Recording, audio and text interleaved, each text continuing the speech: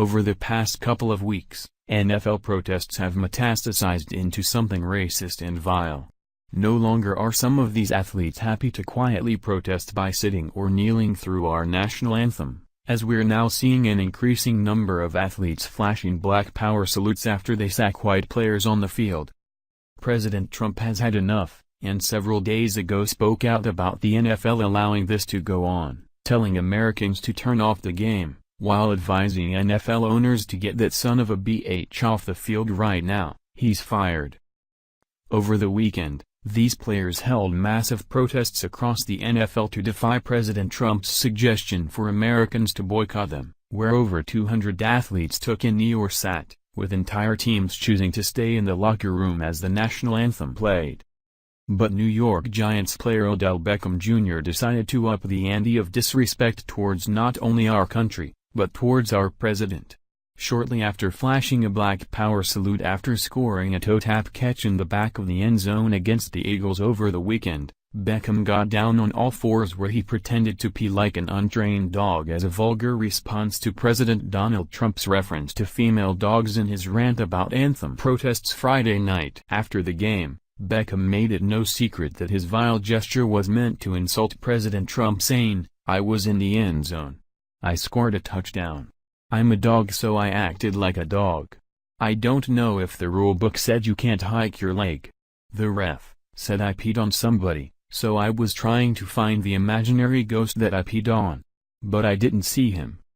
Well, now this racist player is learning the hard way what happens when you make vulgar and racist gestures on the football field towards the President of the United States. Now Beckham is facing severe disciplinary action, while being publicly reprimanded and embarrassed by the owner of the New York Giants.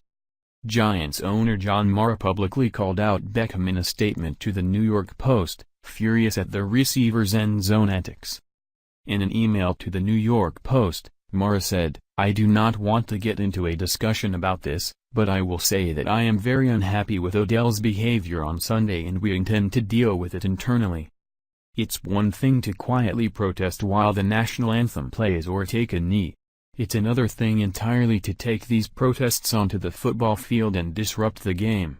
It's truly startling the racist overtones that these so-called protests have metastasized into, where these racist players are now rendering black power salutes when they sack white players, and making vile gestures towards the President of the United States." Could you imagine if a white player was rendering Nazi salutes after tackling a black player?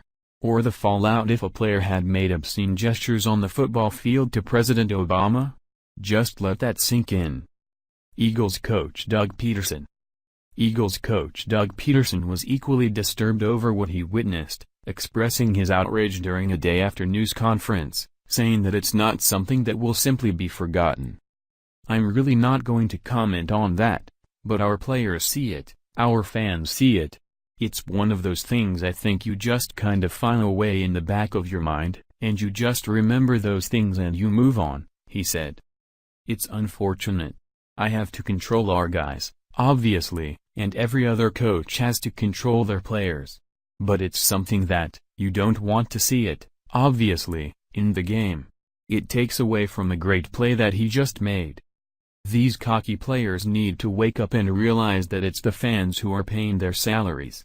They might think they're untouchable at the moment, but with ratings plummeting into the double digits, angry fans burning jerseys and dripping up tickets, and the inability for the NFL to even fill half a stadium, things will only get worse for these players if they continue to alienate their vast patriotic fan base. In the end, the will and voice of the American people will be heard. NFL fans will choose to be loyal to their country and their president over a sport that disrespects the values that Americans hold most dear. If these players want to turn the football field into a political platform to bash our president and make a mockery of our soldiers, then they can do it in an empty stadium with zero freaking fans. Thank you for watching. If you enjoyed this video, then please subscribe to my channel.